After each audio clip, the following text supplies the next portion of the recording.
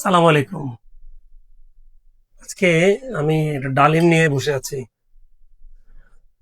আপনারা অনেকে রক্ত শূন্যতা হলে ডালিম খেতে চান বা জিজ্ঞেস করেন যে স্যার ডালিম খাওয়া যাবে কিনা।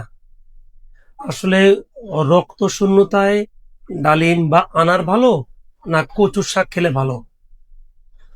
কচু শাকে কি থাকে? সরাসরি আয়রন থাকে, যেটা রক্ত শূন্যতায় সরাসরি ঘাটতি পূরণ করে। ভিটামিন সি থাকে, ফোলেট থাকে।